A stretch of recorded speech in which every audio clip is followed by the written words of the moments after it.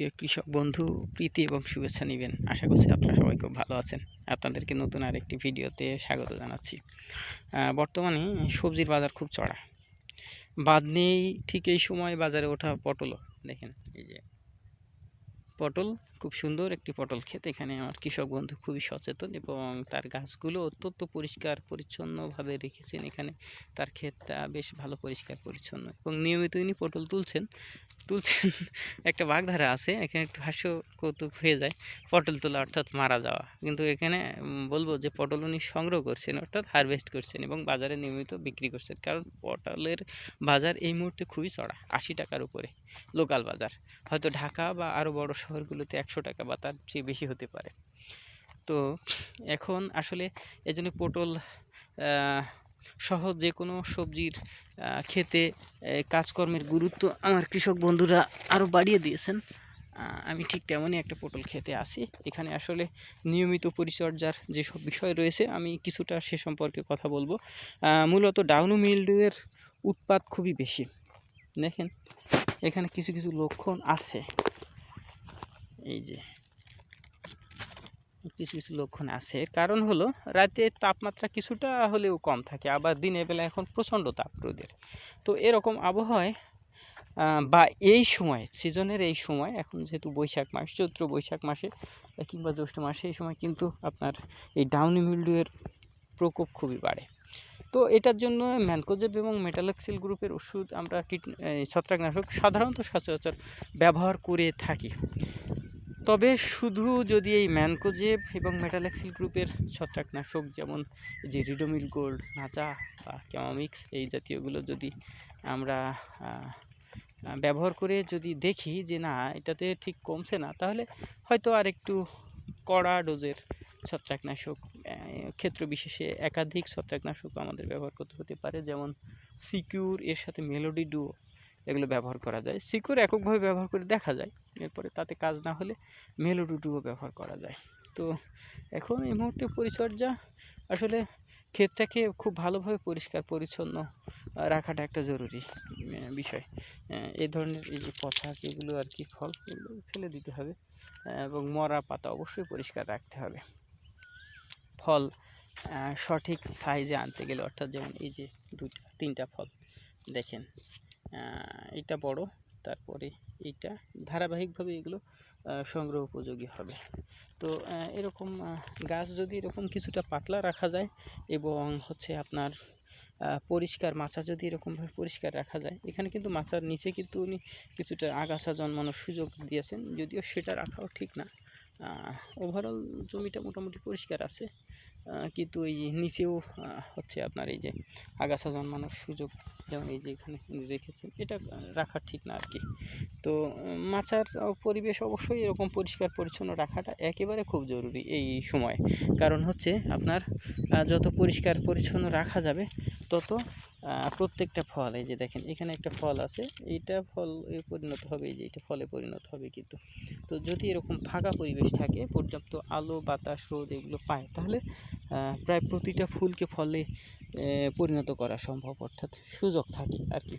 একই সাথে এখন কিন্তু বেশ কিছু পোকামাকড়ের উপদ্রব থাকবে, অনেক ক্ষেত্রে মাছি পোকা এখানে কিন্তু হুল ফুটায় আর কি, এতে ফলটা নষ্ট হয়ে যায়। যেমন এই ফলটার কথা যদি বলি, এখানে কিন্তু মাছি পোকায় আপনার হুল ফুটিয়েছে এবং এই ফলটার সর্বশেষ পরিণতি দাঁড়াবে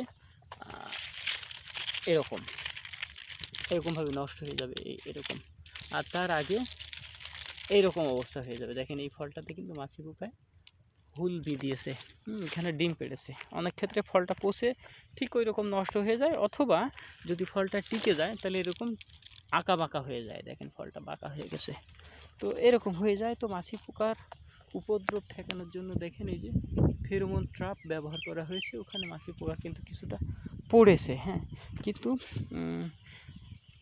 ফেরোমন ট্র্যাপ ব্যবহার করার পাশাপাশি চাইলে বিষ টোপ ব্যবহার করা যায়, যেমন মিষ্টি কুমড়া, পাকা মিষ্টি কুমড়ার সাথে কীটনাশক, যে কোনো কীটনাশক যেমন সেভিন মিশানো যায় কার্বারিল গ্রুপের, অথবা নর্মাল যে ফুরাডান আর কি, ফুরাডান এগুলো মিশিয়ে ক্ষেতের বিভিন্ন জায়গায় পাত্রে করে রেখে দিলে ওই মাছি পোকা ওখানে বসবে, যেহেতু মিষ্টি কুমড়ার স্বাদ মিষ্টি ভালো, তো ওই মিষ্টি কুমড়ার ওই বিষ মাখানো মিষ্টি কুমড়ায় বসবে এবং খেয়ে মাছিগুলো জায়গায় বলা যায় যে মারা যায়। তো এভাবে বিষ টোপ ব্যবহার করে সবচেয়ে বেশি কার্যকরভাবে মাছি পোকা দমন করা যায়। আর হচ্ছে আপনার এই ফেরোমন ট্র্যাপ তো আছেই। ফেরোমন ট্র্যাপ অনেক ক্ষেত্রে বাইরের পোকাগুলোকে আবার আকর্ষণ করে নিয়ে আসে। সেজন্য অনেকে আমি দেখেছি যে হচ্ছে ক্ষেতে ফেরোমন ট্র্যাপ ব্যবহার করতে চান না, ক্ষেতের বাইরে ব্যবহার করে থাকেন। তো সেটা একটা কার্যকর পদ্ধতি অবশ্যই হতে পারে।